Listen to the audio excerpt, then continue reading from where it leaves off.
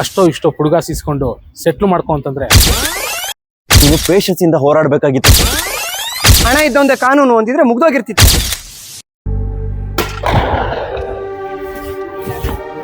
ಗಂಟ್ಲಾರ್ಕೊಂಡು ಮಾತಾಡಿದ್ಯಾ, ನೀರ್ ಕುಡಿ.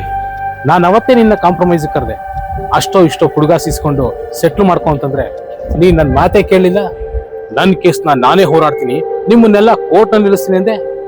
ಈಗ ಆ ಕೇಸ್ನು ಸೋತ್ಬಿಟ್ಟೆ. ಅನ್ಭೋಸು. ಆದ್ರೂ ನನಗೆ ನೀನು ಈ ರೀತಿ ಗೆಲುವು ಕೊಡ್ತೀಯ ಅಂತ ಅಂದ್ಕೊಂಡಿರ್ಲಿಲ್ಲ.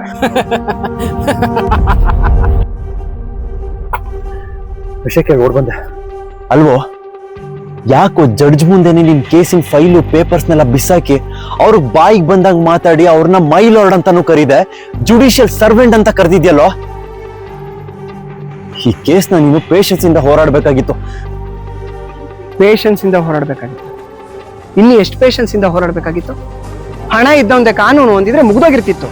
ಪುಟ್ಕಟ್ಲೆ ಬರೆದಿರೋ ಅಷ್ಟಪ್ಪ ಪುಸ್ತಕದೊಳಗಿರುವಂತ ರೂಲ್ಸು ಸೆಕ್ಷನ್ಸು ಎಲ್ಲ ಕಂತೆ ಕಂತೆ ನೋಟಿನ ಮುಂದೆ ಮೌನ ಆಗುವಾಗ, ಕಣ್ಣು ಬಟ್ಟೆ ಕಟ್ಕೊಂಡಿರೋ ನ್ಯಾಯ ದೇವತೆನೆ ಅನ್ಯಾಯ ಆದವ್ರಿಗೆ ತಾರತಮ್ಯ ತೂಕ ಹಾಕುವಾಗ, ಎದುರುಗಡೆ ನಿಂತಿರೋ ಶ್ರೀಮಂತಿಕೆ ನೋಡಿ ಕಣ್ಣು ಬಾಯಿ ಮುಚ್ಕೊಂಡು ಸಿಗದೇ ಇರೋ ನ್ಯಾಯಕ್ಕೆ ಪೇಷನ್ಸ್ ಇಂದ ಹೋರಾಡ್ತಾನೆ ಇರುವಂತೀಯ. ಇವಾಗ್ಲೂ ಹೇಳ್ತೀನಿ ಕೇಳು, ಜಡ್ಜಿ ಅಂದ್ರೇನೆ ಜುಡಿಷಿಯಲ್ ಸರ್ವೆಂಟ್.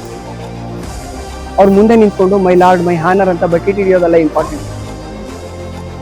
ಜಡ್ಜ್ ಆದವರು ಆದಷ್ಟು ಬೇಗ ನ್ಯಾಯದ ಪರ ತೀರ್ಪು ಕೊಡ್ಬೇಕು. ಆಗ ಅವರನ್ನ ದೇವ್ರ ಸ್ಥಾನದಲ್ಲಿ ಇಟ್ಟು ಗೌರವಿಸು.